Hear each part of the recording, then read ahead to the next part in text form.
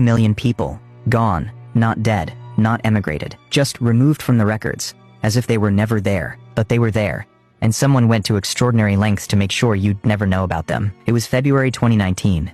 I was in the National Archives Annex, in College Park, Maryland, doing research on 19th century immigration patterns. Tedious work. I'd requested census microfilm for Pennsylvania, 1890, expecting the usual. Families, occupations, ages. The reading room was quiet. That particular silence of places where people handle old things carefully. Fluorescent lights humming. The smell of old paper and machine oil from the microfilm readers. I threaded the film onto the reader, wound it forward, found Allegheny County, Pittsburgh District, started scanning the columns, and then I stopped. Under the remarks column, which is usually blank, or contains notes like, cannot read, or border, I saw something else. Height, 7 feet 8 in. I stared at it, rubbed my eyes. The notation was clear, handwritten in the same ink as the rest of the page, the same hand. Not a later edition, part of the original enumeration. One entry like that, you'd call it an anomaly. Someone with gigantism perhaps. Rare, but not impossible. But the next page had 3 more. 7 feet 4 in, 7:11 in, 8 feet 2 in. I kept going. The next street, more notations. 7 feet 5 in, 7 feet 6 in, 7 feet 9 in. Not in every entry. Maybe 1 in 15, 1 in 20. But consistent enough to be impossible to ignore. I went back to the beginning of the enumeration district, counted carefully. In a population of approximately 8,400 people in that single district, there were 412 height notations. All of them between 7 feet 2 inches and 8 feet 5. That's roughly 5% of the population. I sat back from the microfilm reader, thought about what that would mean.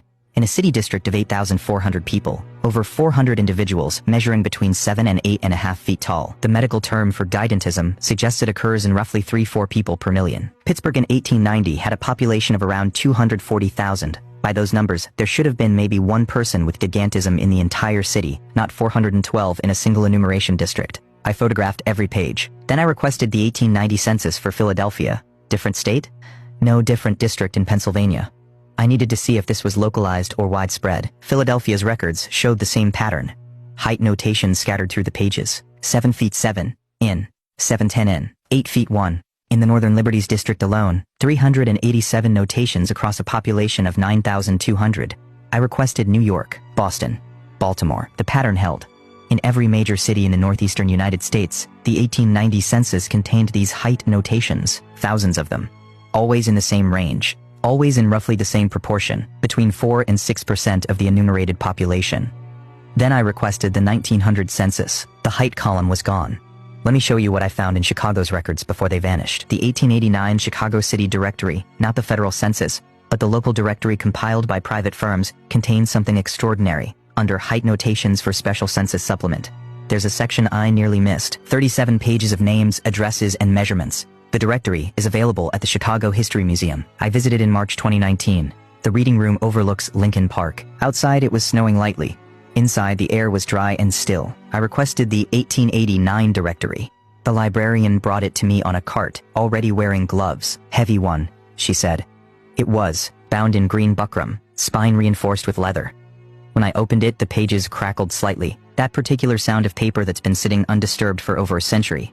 I found the supplement section, and I started reading. Abrahamson, Nils, 247 W Division, St. Carpenter, height, 7 feet 6 in. Alexandrov, Dmitri, 89 South Halsted Street laborer, height, 7 feet 9 in.